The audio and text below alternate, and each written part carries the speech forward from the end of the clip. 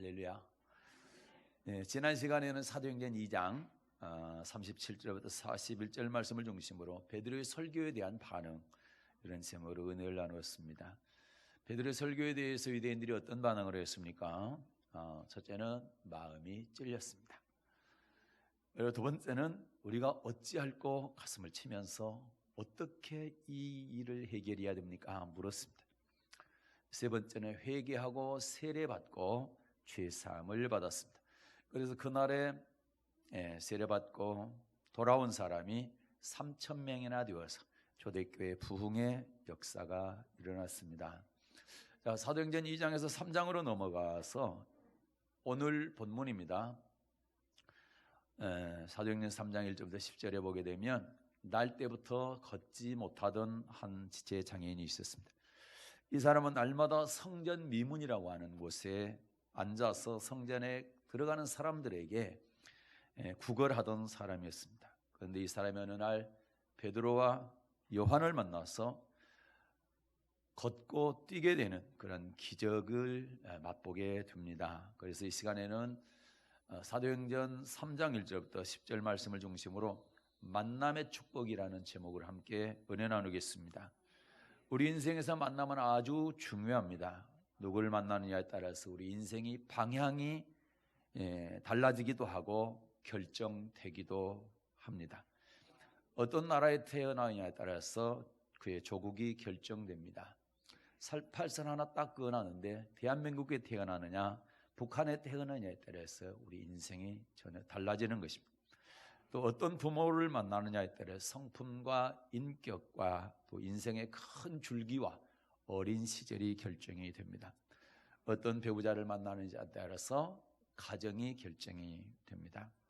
어떤 신을 만나느냐에 따라 우리 영혼이 결정돼서 영원한 천국과 지옥으로 갈라지게 됩니다. 날마다 성전 미문에서 구걸하던 한 사람, 이 사람은 누구의 도움이 없이는 누군가가 도와주지 않으면 스스로 아무것도 할 수 없는 사람이었습니다.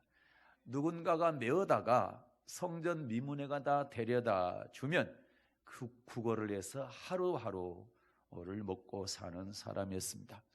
내일도 없고 소망도 없이 절망 가운데 연명하는 수준으로 살던 사람이었습니다. 그런데 이 사람이 어느 날 베드로와 요한을 만남으로 그의 인생이 바뀌게 됩니다. 그런데 똑같은 사람이라도 언제 만나느냐에 따라 상황이 달라질 수가 있습니다. 만약 이 사람이 성령 받기 전에 베드로와 요한을 만났더라면 기적이 일어나거나 인생이 바뀌지는 않았을 것입니다. 오순절날 성령을 받고 난 베드로와 요한을 만났기 때문에 이 사람의 인생이 바뀌게 된 것입니다. 그래서 예수님은 성령 받기 전에 절대 움직이지 말고 기다리라, 그렇게 말씀하신 것입니다. 저를 만난 여러분도 마찬가지입니다. 만약 여러분이 제가 술 마시고 노래하고 가라오케 가가지고 춤을 추고 이럴 때 여러분이 저를 만났다고 한다면 전혀 변화된 삶을 살 수가 없었을 것이고 저를 만나서 여러분의 인생이 바뀌지 않았을 것입니다. 오히려 더 나쁜 방향으로 바뀌었을지도 모르겠습니다. 만약 우리 장로님이 계시는데 장로님이 그때 저를 만났다고 한다면 아마 둘이 손잡고 가서 같이 마시고 춤을 추지 않았을까, 그런 생각이 듭니다. 그러나 성령 받은 후에 저를 만났기 때문에 변화가 된 것입니다. 우리 교회 출신 목사님 두 분이 계시잖아요. 여러분도 잘 아시지만 이 두 분 다 우리 교회를 만나고 저를 만나기 전에 가정이 다 깨지기 전이었습니다. 그러나 성령 받은 이후에 최영규 목사를 만났기 때문에 저들이 목사까지 된 것입니다. 그러니까 성령 받기 전에 사람과 성령 받은 후에 사람을 만나는 건 똑같은 사람이지만 달라지는 것입니다. 그러나 아무리 성령 받은 사람을 만났다 할지라도 그 사람이 변화시키는 것이 아니고 그 사람 속에 있는 성령께서 그 만난 사람을 변화시켜 주시는 것입니다. 만약에 구걸하던 이 사람이 성령 받기 전에 고기 잡고 있던 베드로와 요한을 만났다고 한다면 이 사람의 인생은 바뀌지 않았을 것입니다. 성령 받고 난 후에 베드로와 요한을 만났기 때문에 놀라운 인생의 반전이 일어난 것입니다. 그래서 우리는 여러분 성령 받은 사람을 만나는 것이 아주 중요한 것입니다. 성령의 사람을 만나는 것이 참 중요합니다. 여기 계신 여러분 가운데는 많은 분들이 성령의 사람을 만나가지고 여기 오셨습니다. 그것이 만남의 축복인 것입니다. 그래서 여러분, 내가 성령의 사람을 만나서 이 교회에 나오게 됐다, 예수를 믿게 됐다, 거기에 대해서 감사하시기를 바라고 그 축복인 줄을 믿으시고 하나님께 영광을 돌릴 수 있기를 바랍니다. 그러나 여러분, 여기서 멈춰서는 안 되는 것입니다. 이제는 성령 만나는 사람을 만나서 내가 이렇게 변화가 되었지만 이제 내가 성령의 사람이 되어서 다른 사람의 변화를 줄 수 있는 이런 사람이 되어야 된다는 거죠. 어느 누군가는 내가 예수 만나기 전에 성령의 사람을 만나기 전에 좌절하고 주저앉았던 그런 시절에 나와 같은 모습으로 성령의 사람을 기다리고 있는 사람이 있는 것입니다. 다시 말해서 성전 미문에서 구걸하고 있던 이 사람이 베드로와 요한을 만나기 전에 그의 모습, 그러나 베드로와 요한을 만난 다음에 그 변화된 그의 모습, 그래서 그걸 비교해 보게 될 때 우리는 처음에는 내가 이 사람처럼 성전 미문에 앉아서 구걸하던 좌절하던 내일도 없고 꿈도 없고 소망도 없었던 사람이었지만 성령의 사람을 만나서 예수를 믿게 되고 그래서 소망을 갖게 됐다, 꿈을 갖게 됐다, 내일을 바라보며 살게 됐다, 이렇게 한다고 한다면 이것이 엄청난 축복이잖아요. 그렇다면 내가 이제 베드로와 요한이 되어야 된다 이 말입니다. 그렇다 그러면 우리 성령의 사람 베드로와 요한은 어떻게 했을까? 우리가 베드로와 요한을 벤치마킹하면 됩니다. 베드로와 요한이 하는 대로 하면 되는 것입니다. 성령 받았다고 해서 한번 내가 체험했다고 해서 그대로 있으면 성령은 소멸되는 것입니다. 내가 다른 사람에게 이 선한 영향력을 미칠 수 있는 하나님께서 나를 쓰시는, 성령께서 나를 들어 쓰시는 그런 사람이 될 수가 없는 겁니다. 어떻게 해야 되느냐? 베드로와 요한처럼 하면 됩니다. 베드로와 요한이 어떻게 했습니까? 사도행전 3장 1절입니다. 사도행전 3장 1절 받들어 읽겠습니다. 제9시 기도 시간에 베드로와 요한이 성전에 올라갈새. 아멘. 제9시면은 우리 시간으로 하면 6을 더하니까 오후 3시가 됩니다. 오후 3시 베드로와 요한은 어떤 시간이랍니까? 기도하는 시간이었습니다. 이들이 성전에 올라갑니다. 뭐하러 올라갑니까? 그래요, 오후 3시 기도 시간에 기도하러 올라가는 겁니다. 여러분, 우리에게는 기도하는 정해진 시간이 있는 것이 축복인 줄 아시기 바랍니다. 여러분도 반드시 정해진 시간에 기도할 수 있는 여러분 되시기를 바랍니다. 정해진 시간이라는 게 굉장히 중요합니다. 정하지 않으면 우선순위가 밀립니다. 그러나 시간을 정해놓으면 우선순위입니다. 그게 그 시간에는 반드시 기도해야 돼. 그래서 우리가 약속을 잡을 때도 어떤 일을 할 때도 정해진 기도 시간을 피하게 됩니다. 그 시간은 나는 반드시 기도해야 돼.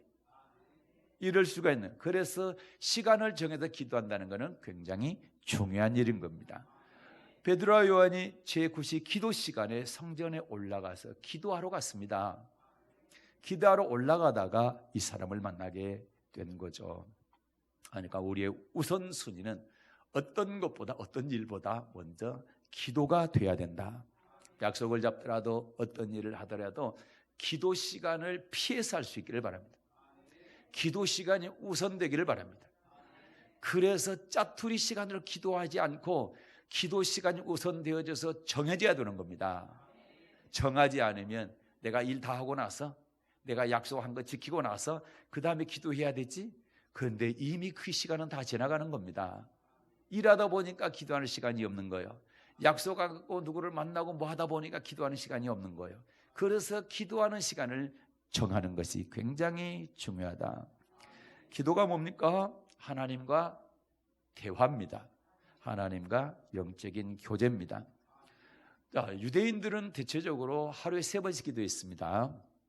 오전 9시, 오후 3시, 그리고 해가 질 무렵에 이렇게 하루에 3번씩 기도를 했습니다. 3번씩 기도했다는 얘기는 하루에 한 번 해도 될 수 있지만 3번을 했다. 그 얘기는 하나님을 자꾸 만나는 것이 중요하다. 하나님은 자꾸 만나면 만날수록 좋은 겁니다. 자주 만날수록 좋은 겁니다. 물론 24시간 365일 한 번도 안 떠나고 만날 수 있으면 좋겠지만 또 그렇지만 않습니다. 어떤 일에 집중하다 보면 순간적으로 하나님을 잊어버립니다. 그래서 정해진 시간, 기도하는 시간이, 하나님 만나는 시간이 굉장히 중요한 것입니다. 그래서 하루에 3번, 하루에 한 번 하나님 만나고 쭉 잊어버리는 것보다 잊어버릴만 하면 또 만나야 됩니다. 그래서 하루에 3번, 3번보다는 5번이 더 좋은 것이죠.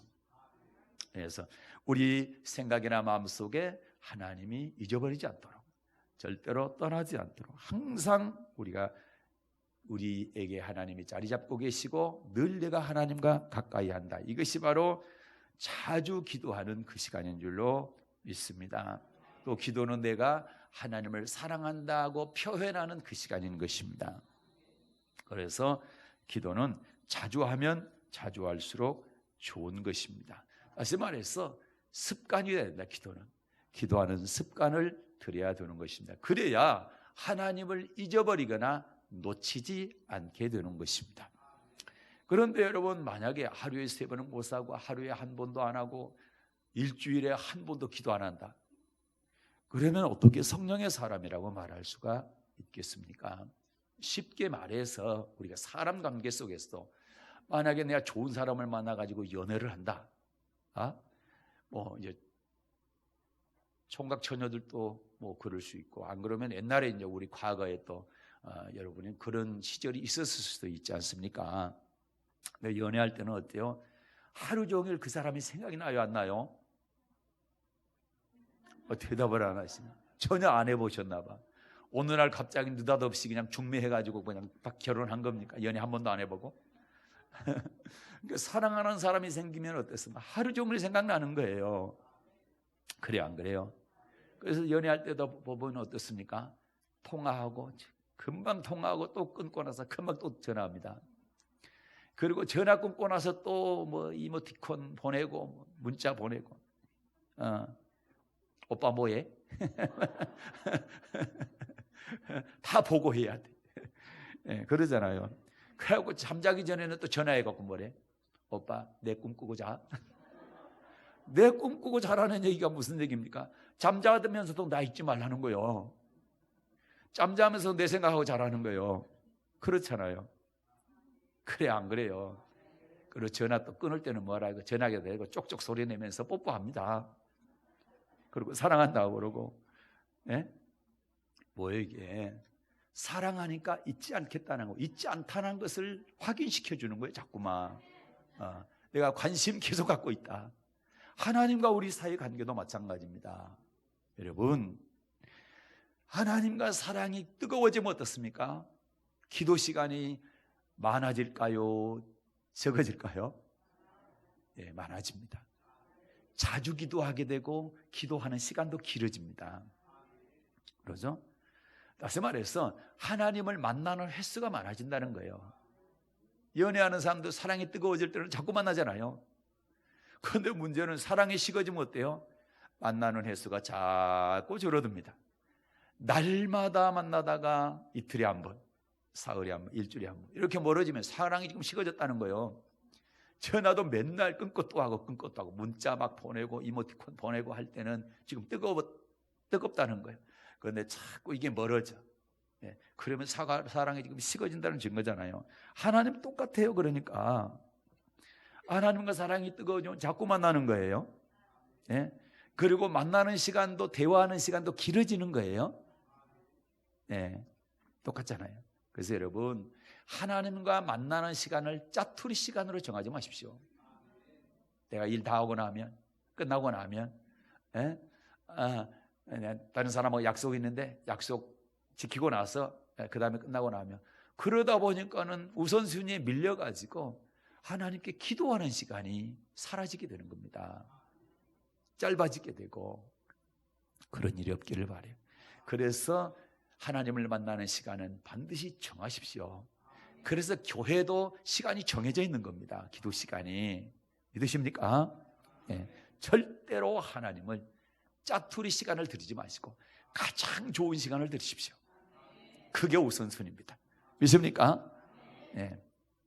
그래서 여러분 스스로에게 물어봐야 돼요. 나는 정한 시간에 하나님을 만나고 있는가? 시간을 정해놓고 하나님께 기도하고 있는가? 스스로 물어보시고 스스로 답하시기를 바라고, 그렇지 않다고 한다면 오늘 이 시간부로 정한 시간에 기도할 수 있기를 바랍니다. 여러분, 기도의 시간을 정해놓고 기도했던 한 사람을 제가 소개합니다. 다니엘입니다. 누구요? 다니엘이요. 다니엘은 어렸을 때 소년 때입니다. 그때 바벨론으로 포로로 잡혀갔습니다. 이 다니엘이 어렸는데도 불구하고 왕의 명령을 거역할 정도로 뜻을 딱 정하고 하나님을 절대적으로 신뢰하고 신앙을 잘 지켰던 사람입니다. 다시 말해서 왕을 두려워하지 않고 하나님을 두려워하는 그런 신앙으로 하나님을 아주 감동을 시켰습니다. 그랬더니 하나님께서 바벨론 누굽니까? 다니엘에게 바벨론 박사들보다 10배의 지혜와 총명을 주셨습니다. 제가 우리 아이들에게 자꾸 하는 이야기죠. 그랬더니 이 다니엘이 드디어 왕의 눈에 잘 띄어가지고 뭐 말하는 것마다 바벨론 박사보다 10배 뛰어나니까 왕이 당연히 데려다 쓰게 되는데 총리까지 삼죠. 그런데 그때 당시에 총리가 3명이었습니다. 3명의 총리 가운데 한 사람이 되게 된 것입니다. 그런데 다니엘이 얼마나 일을 잘하는지, 빈틈없이 허물없이 잘하는지 왕이 3 총리 가운데 첫째 총리를 삼겠다. 다시 말해서 우리로 말하면 수석 총리를 삼겠다, 그런 거예요. 그랬더니 2 총리를 비롯한 자기 나라 바벨론의 방백들이죠, 신하들이 시기가 난 겁니다. 시기 질투가 나가지고 이 다니엘을 어떻게든지 없애야 되겠다, 제거를 시켜야 되겠다. 그렇게 해가지고 다니엘의 약점을 찾기를 위해서 혈안이 되죠.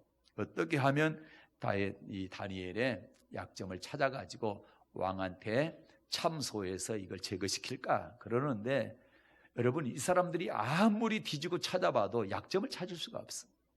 얼마나 완벽한 사람인지, 그리고 왕에 대해서 철저하게 충성하는 사람이었는지 약점을 찾을 수가 없습니다. 그런데 다니엘에게 한 습관이 있는 거예요. 어떤 습관입니까? 하루에 3번씩 예루살렘 성전을 향해서 자기 집에서 뭡니까? 문을 쫙 열어놓고 하루에 3번씩 꼬박꼬박 기도하는 습관이 있는 거예요. 그래서 이 사람들이 저걸 이용해서 다니엘을 죽여야 되겠다. 그래서 모여가지고 뭐 합니까? 법을 만듭니다. 무슨 법을 만듭니까? 지금부터 30일 동안 우리 왕 외에 다른 신이나 다른 어떤 사람에게 기도하는 사람이 있으면 그 사람을 사자굴에다 집 던져서 넣는 그러한 법을 만든 거예요. 그래가지고 왕한테 가지고 보고 있더니 왕이 아무 생각 없이 그냥 찍긴 찍었습니다. 그리고 모든 국민들한테 공포를 한 거예요. 그러니까 다니엘이 딱 걸린 거죠. 아주 못된 악법, 다니엘을 제거시키기 위한 원포인트 악법을 만든 겁니다. 그런데 여러분, 이러한 악법들이 지금 민주국가라고 하는 나라들에서도 이런 악법들을 만들어내는 거예요. 하나님의 사람들을 처벌하기 위한 이런 법들이 만들어지는 거죠.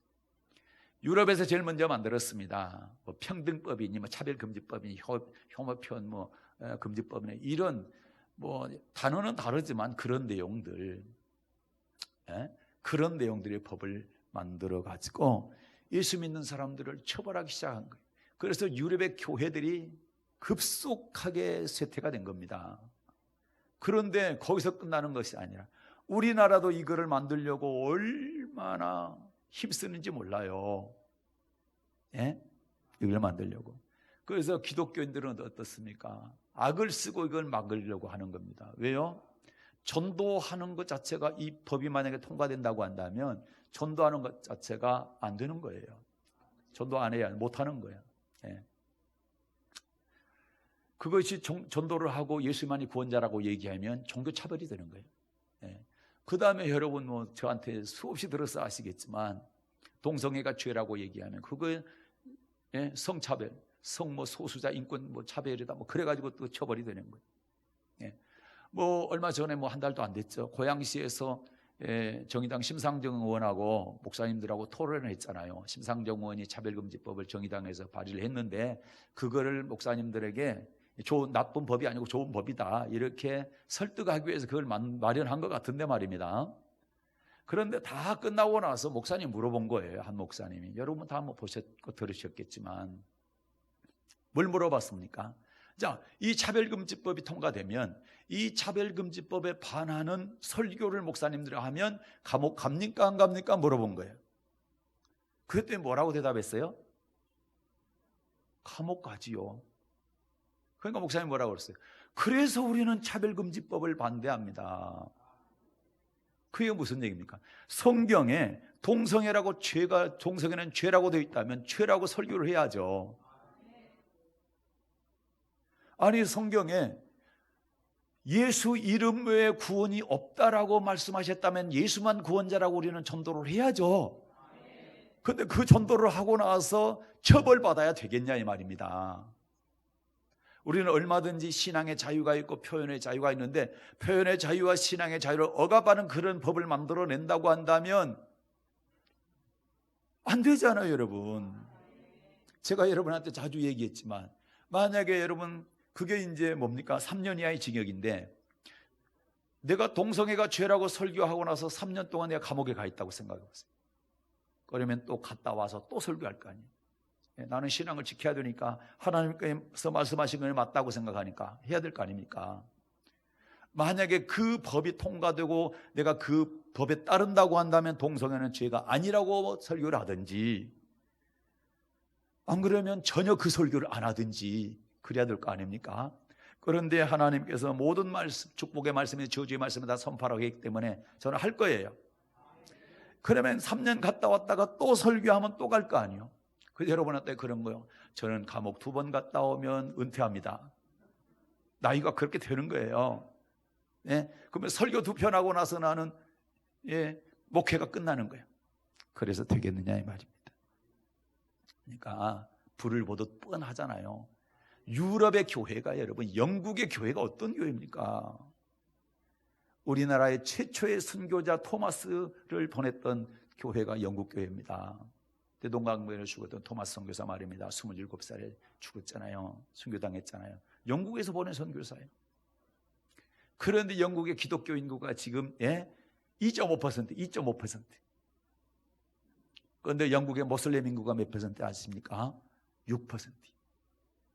여러분 평등법이라는 것이 통과되고 난 다음에 교회가 저렇게 된 거예요. 우리나라 차별금지법, 혐오편금지법 이런 것이 만들어져 가지고 교회를 통제하기 시작하고 목사들 설교를 통제하고 여러분의 전도를 딱 통제하기 시작하면 교회가 어떻게 되겠냐 이 말입니다. 그걸 불을 보듯 뻔한 그걸 만들어내려고 하면 그럼 반대해야죠, 여러분. 자유가 있을 때 반대하는 거야. 여러분 자유를 잃어버리고 난 다음에 그걸 다시 찾으려면 얼마나 어렵습니까?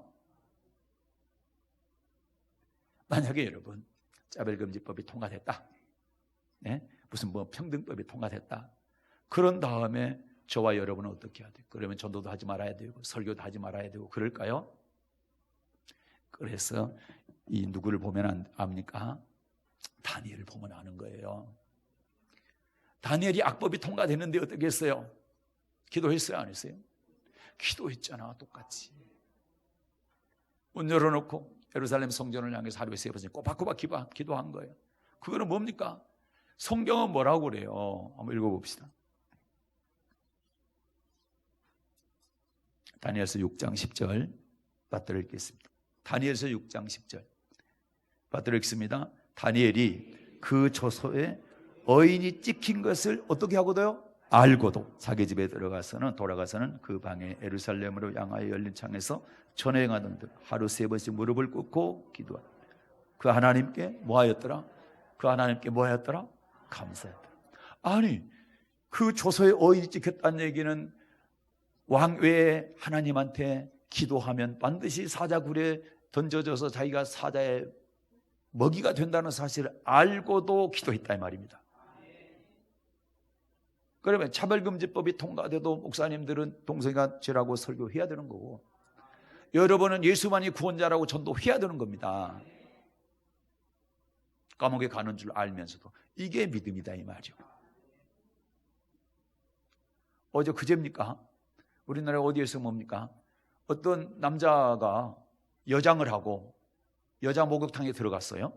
그럼 잡혔죠?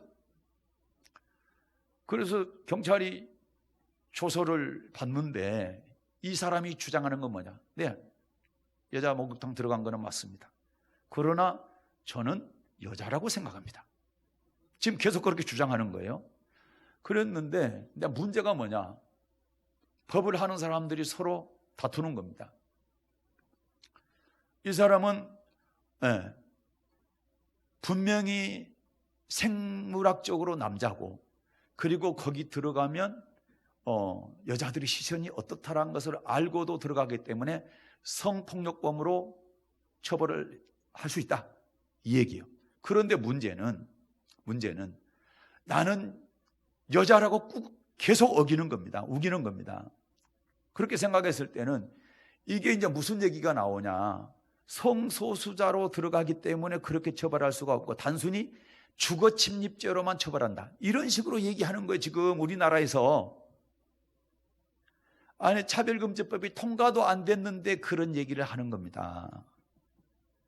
여러분, 우리 여성 여러분, 여장을 하고 남자가 들어갈 수가 있습니다. 여러분, 목욕탕에. 그런데 성폭력범이 아니라 그냥 주거 침입죄로 아주 가볍게 처벌받고 끝날 수도 있다 이 말입니다.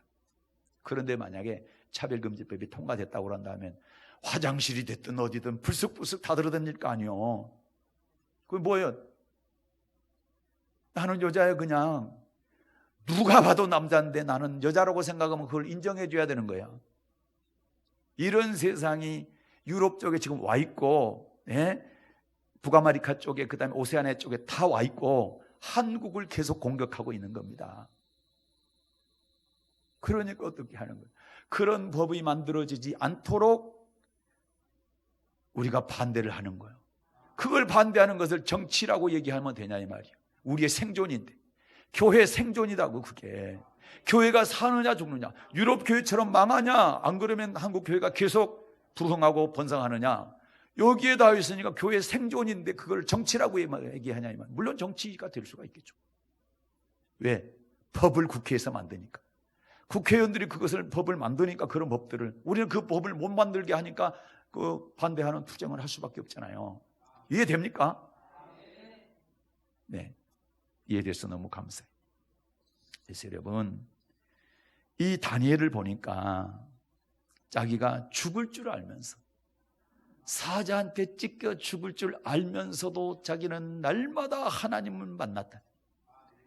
하나님과 늘 영적인 교제를 했던 것을 멈출 수가 없다 이 말이죠. 하나님을 버릴 수가 없다. 하나님을 잊을 수가 없다. 나는 하나님께 버림받을 수가 없다. 이 신앙으로 죽음과 바꾸는 겁니다. 생명과. 이게 신앙의 자유고 하나님의 자녀들, 하나님의 사람, 성령의 사람이 하는 겁니다. 나는 여러분이 다 그렇게 되기를 바라요. 이런 순교의 신앙을 갖기를 바라요. 그런데 당연히 다니엘은 사자굴에 던져졌습니다. 그러나 하나님께서 천사를 보내서 사자의 입을 딱 틀어막습니다. 그래서 전혀 다치지 않고 살아나게 됩니다. 하나님께서 절대 하나님의 사람, 성령의 사람은 버리지 않는다. 항상 함께 하신다. 여러분, 다니엘이 두려워하는 것은 사자가 아니요, 그 법이 아니요, 뭘 두려워했습니까? 하나님을 두려워했다. 모세가 여러분 애굽의 왕을 두려워했습니까? 하나님을 두려워했습니까?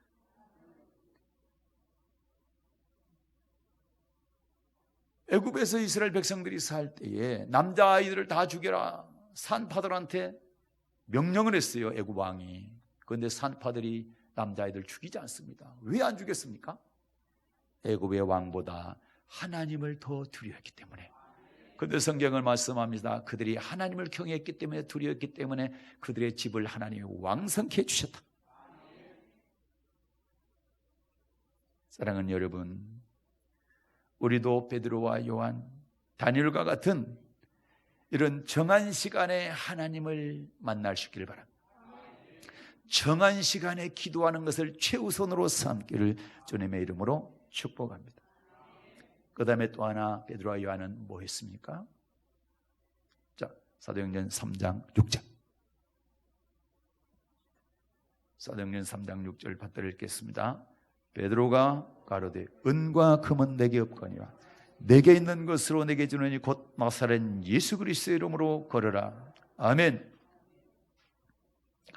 이 사람은 어떻습니까? 구걸하는 사람은 베드로와 요한이 우리를 봐라. 봤죠. 딱 보면서 뭘 생각을 했을까요? 그렇지, 돈 줄 거다. 은과 금, 동전을 줄 거다. 이렇게 생각을 했겠죠. 그런데 베드로의 말은 무슨 말입니까? 나는 은과 금 없다. 그러나 내게 있는 것이다. 내게 있는 것, 베드로에게 있는 게 뭡니까? 나사렛 예수 그리스도의 이름입니다. 나사렛 예수 그리스도의 이름. 베드로가 구걸하는 그 사람에게 준 것은 은과 금이 아니고 돈 몇 푼이 아니라 위대한 나사렛 예수 그리스도의 이름을 준 겁니다. 여러분, 예수 그리스도의 이름이 생명입니다. 예수 그리스도의 이름이 능력입니다. 이걸 받아야 우리도, 그리고 받았죠. 그래서 여기 왔죠. 우리도 다른 사람들에게 예수 그리스도의 이름을 줄 수 있어야 돼. 먹고 마시고 입는 것, 그거를 위해서 살아가는 사람들을 위해서, 그것이 다가 아니야. 큰 은과 금을 받기를 바라는 이 사람에게, 구걸하는 이 사람에게 은과 금이 다가 아니야. 예수 그리스도의 이름이 중요해. 당신에게 필요한 것은 은과 금보다 더 필요한 것이 뭐냐? 예수 그리스도의 이름이야. 나는 은과 금이 없지만 내게 있는 것이 있다. 그것은 나사렛 예수 그리스도의 이름이다. 당신은 이 이름을 가져야 된다. 얼마나 가슴 떨립니까?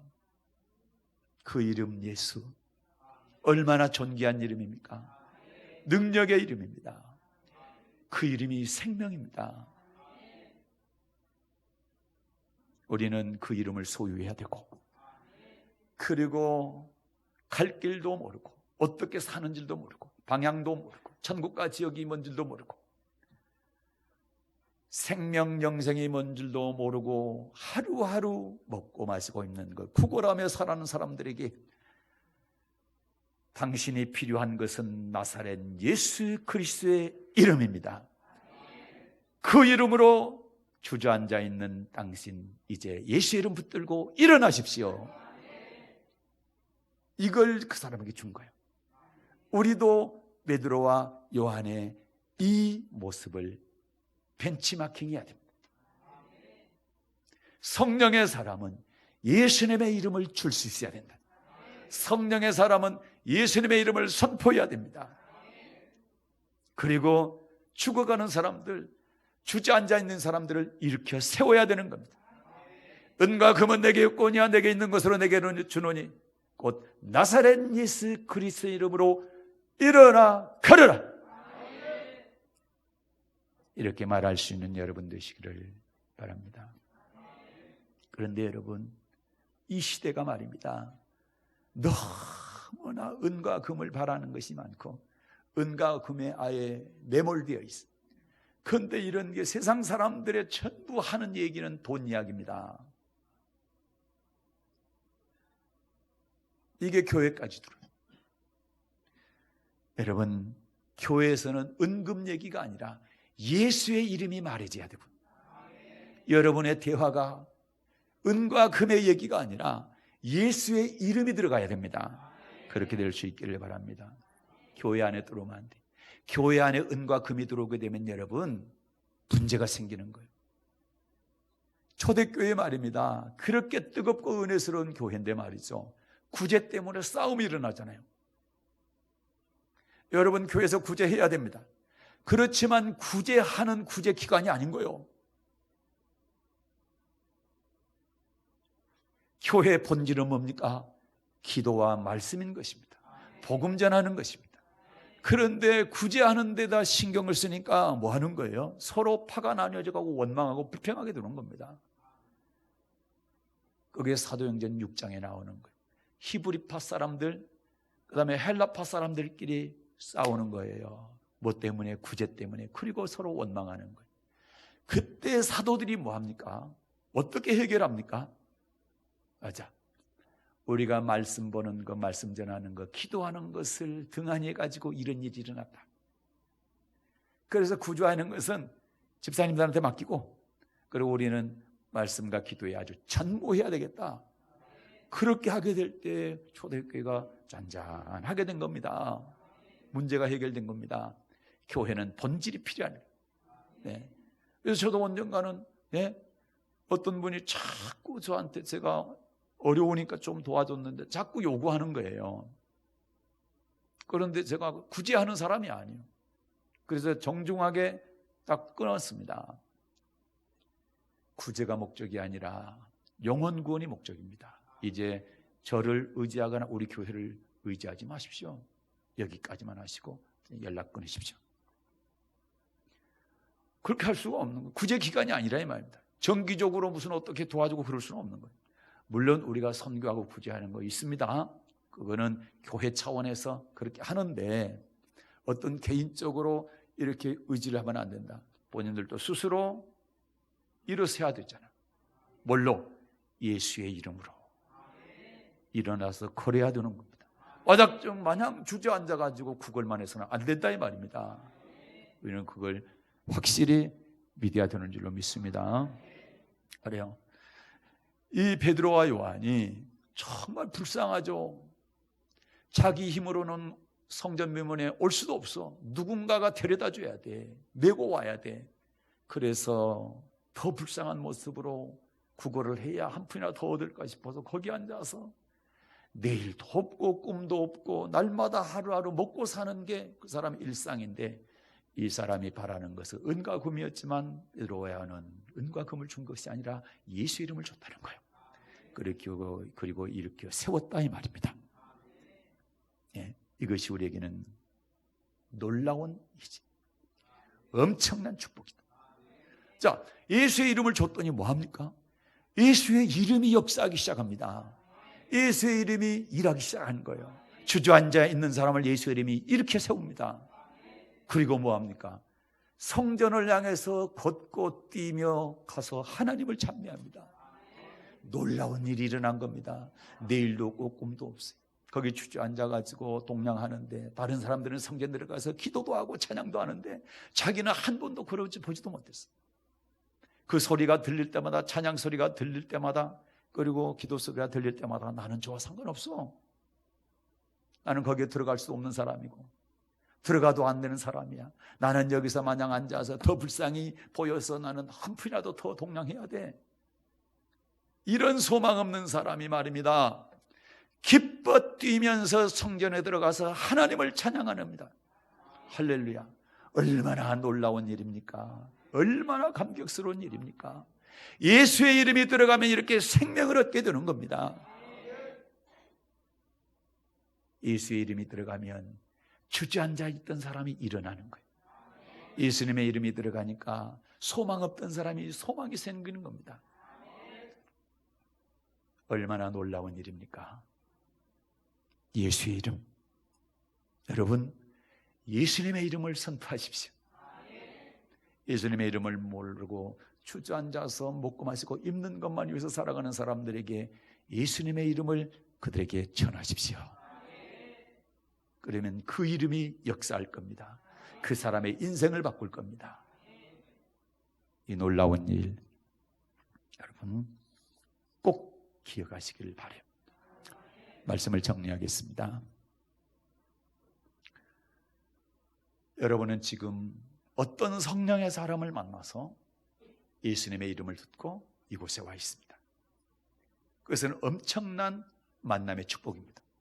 그래서 여러분, 누군가가 내게 예수의 이름을 전해줬다면 그 사람의 은혜를 절대 잊지 마십시오.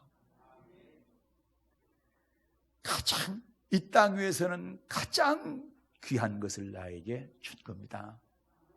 예수의 이름은 그 누구와 비교할 수가 없고, 그 어떠한 것과 비교할 수가 없고, 은금과 비교할 수 없고, 보배와 비교할 수 없습니다. 진주와 비교할 수가 없습니다. 이 지구상에서 사람이 쓰는 언어 가운데 가장 아름다운 언어가 예수 이름입니다. 가장 귀한 이름이 예수 이름입니다. 그 이름을 여러분에게 주어서 여러분이 이곳에 와 있다는 얘기는 정말 축복입니다. 여러분은 엄청난 귀중한 만남, 축복의 만남을 한 겁니다. 그래서 그 사람의 은혜를 잊지 마십시오. 그러나 그걸로 끝나면 안 됩니다. 여러분이 성령의 사람이 되어서 예수님의 이름을 다른 사람에게 전해줄 수 있기를 바랍니다. 은과 금을 주는 사람이 아니라 나사렛 예수 그리스도의 이름을 주는 사람 되시기를 바랍니다. 그래서 소망 없이 전에 내가 살았었는데 내가 천국 소망으로 살아가는 것처럼, 영생의 소망으로 사는 것처럼 그들에게 그 소망을 줄 수 있기를 바랍니다. 이 사람이 진짜 성령의 사람이다. 믿습니까? 그러기 위해서 여러분 멈추지 말고 정한 시간에 기도하십시오. 그리고 예수의 이름을 항상 사용하십시오. 입만 열면 예수 얘기하십시오. 입만 열면 예수가 나를 이렇게 변화시켰다. 예수가 내 인생을 바꿨다. 예수 이름이 능력의 이름이다. 예수가 나를 천국으로 인도한다. 날마다 시시때때로 시간만 나면 입만 열면 예수 이름을 말할 수 있기를 바랍니다. 사랑하는 여러분, 여러분이 성령의 사람, 축복의 사람을 만난 그 만남을 가장 귀하게 여기시기를 바라고, 누군가 또 그런 만남을 기대하고 있는, 자기도 모르는 사이에 하나님께서 또 그런 사람을 만나기를 원할 때 내가 그 사람에게 파송되어져서 예수 이름을 증거함으로 말미암아 내가 축복의 통로가 되는 만남의 사람이 되기를 주님의 이름으로 축복합니다. 은혜로우신 하나님 아버지 감사합니다.